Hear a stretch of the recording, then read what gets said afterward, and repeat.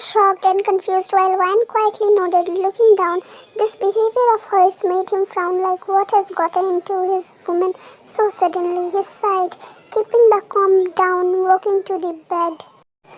Can we consummate our marriage? I asked. She spoke in one breath, looking down. He sighed, placing his one hand on her cheek. As he caressed it, resting his forehead on hers, as he spoke huskily, "Oh, my dear wife, you just calm down, okay? You need not do that." Wyan was calmly looking down as she spoke. "I don't know. I want us to consummate our marriage." Taehyung moved a bit away, looking at her. He stared at her deeply as he spoke huskily as his hand reached one of her bosom, which had a good size. "Are you really ready?" he spoke, squeezing it, which made her flinch. Her eyes reflected fear, pure fear. She still nodded, which made him remove his hand and sigh. "It's not necessary for now. Just take rest, Aaron." He stood up and was about to walk away, but she grabbed his hand, stopping him, which made him look at her as he frowned, not understanding anything. "What? You want something?" He spoke huskily, totally confused. She just quietly looked up to him. Just by her eyes, he understood what she meant to say. He sighed, speaking, "I told you right, there's no need to do this. Let me go. I have a meeting." Her lips twitched as he left his hand. He went to the closet to wear clothes. Taehyung POV, damn, God knows what's going on in her mind. We're okay being childless, whatever it is. I should go get ready right now. I can deal with this later. I quickly wore my clothes and walked out of the room only to see her sleeping. I kissed her forehead as I walked out for the meeting. It feels awkward, but yeah, it's okay. And POV. One thing he didn't know was that his wife wasn't sleeping. She slowly opened her eyes as cheeks turned crimson red. Oh, how cute.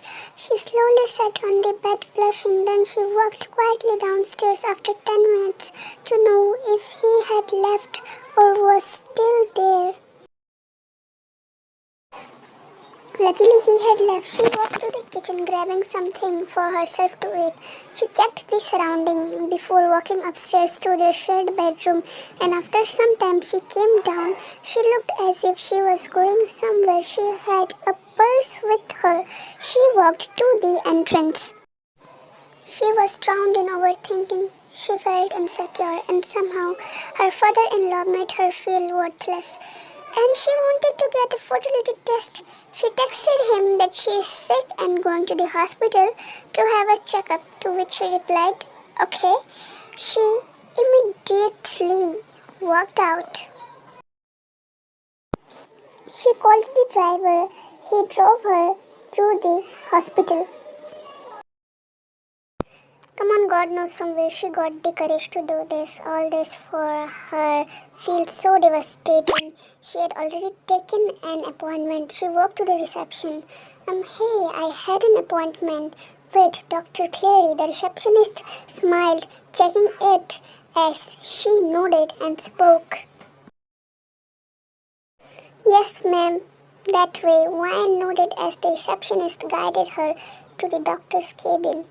She was so nervous, which made her sweat a little bit.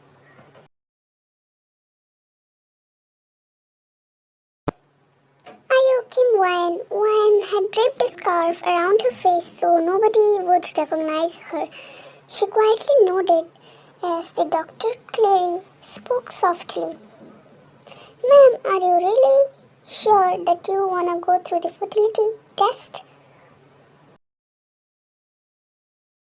Wyan nodded quietly as the doctor began the procedure. Soon an hour later, they were done with the procedure as the lady doctor spoke while sitting. "Ma'am, you would like to come tomorrow again for the reports, or shall I just mail it to you tomorrow when it comes?"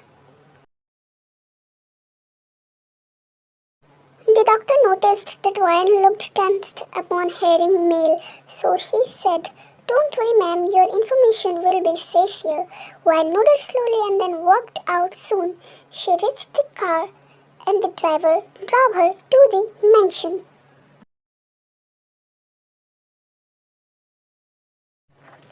In a hurry, she walked inside. She was worried if he had reached home before her, and if yes, it'll be a big concern for her as she knows it too, that a fertility test takes much longer time than a normal sickness checkup.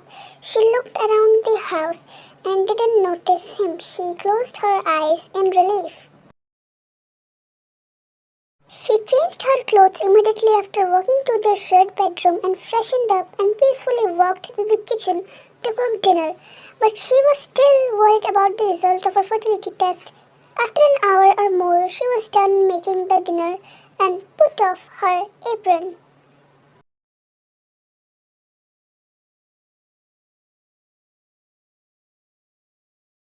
She sat on the couch waiting for him. Soon it was already 10 p.m. She rubbed her eyes, feeling sleepy.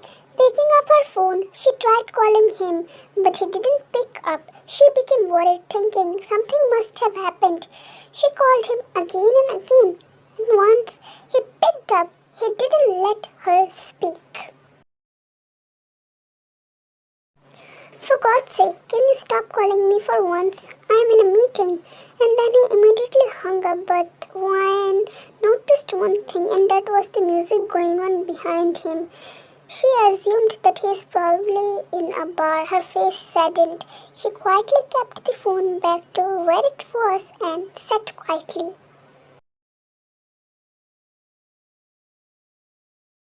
She walked back and forth, waiting for him to come home, and it was already 12 p.m. Soon the door was burst open, making her flinch immediately. She looked at the door, spotting her husband. He was holding some kind of paper in his hand and walked toward her, reflecting pure anger. Gritting his teeth in anger, as he spoke, "You've been hiding so much from me nowadays, right?" Ryan's breath hitched for a moment. She thought he knew about her fertility test. He was standing right in front of her.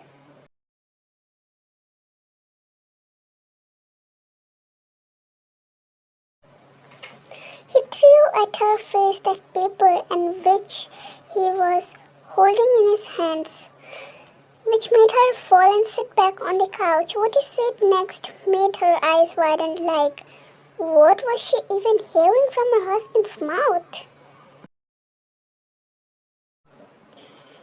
"You worked as a stripper at XYZ Club?"